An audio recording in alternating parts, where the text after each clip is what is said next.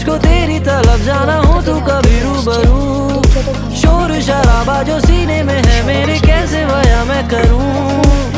हाल जो मेरा है मैं किसको बताऊं। मेरे साहिबा दिल न किराए का थोड़ा तो संभालो ना, नाजुक है ये टूट जाता है। साहिबा नींदे वींदे आए ना, रातें काटी जाए ना, तेरा ही ख्याल दिन रहना आता है।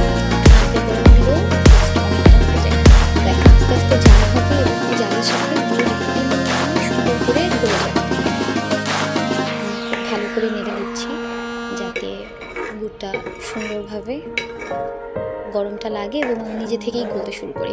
এই গুড়ের কোয়ালিটিটা এমনি অনেক ভালো ও নরম। মাঝে মাঝে আমি ভাত দিয়ে গুড় খাই, দুধ দিয়ে ভাত খাই, তখন হাত দিয়ে একটু চেপে দিলেই এই গুড়টা হচ্ছে নরম হয়ে ভেঙে যায়। এই যে বলক চলে আসছে এবং দুধের স্বরে গাঢ় হয়ে আসছে এবং আস্তে আস্তে গুড় গলতে শুরু করেছে। দুধটা যেহেতু অনেক ঘন ছিল, গুড় দেওয়ার কারণেই দুধটা পাতলা হয়ে যায়, কারণ গুড় যখন মেল্ট হয়, গুড় মেল্ট হওয়ার সাথে সাথে একটু পানি বের হয়।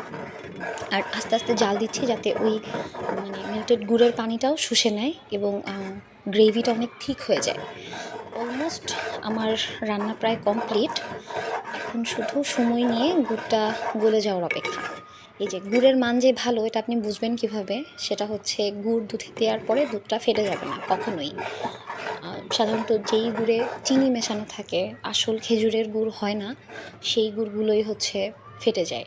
আমি অনেক পেজে আসলে অনেক মানুষ অনেক জায়গা থেকে গুড় কেনে, আমি নর্মাল বাজারে গিয়ে দেখে বাজার থেকেই আমি গুড় কিনে নিয়ে আসছি। আলহামদুলিল্লাহ এই গুড়টা ভালো। এই যে আমার রান্না হয়ে গেছে, এখন আমি 2টা বাটিতে ঢেলে রাখবো। একটা আজকে খাবো আর একটা কালকে খাবো। এই যে আমার 2টা বাটিতে আমি সুন্দর করে সেমাই পিঠাগুলা ঢেলে নিলাম। দেখেন কত সুন্দর চেহারা হয়েছে। এই যে আমার পিঠার ফাইনাল লুক। এটা আমি রেখে দিব আর এই বাটিরটা আমি এখন খাবো। গরম গরম খাবো একটা, আর একটা হচ্ছে ঠান্ডা হলে খাবো। দেখি কেমন হয়। ওকে, থ্যাংক ইউ।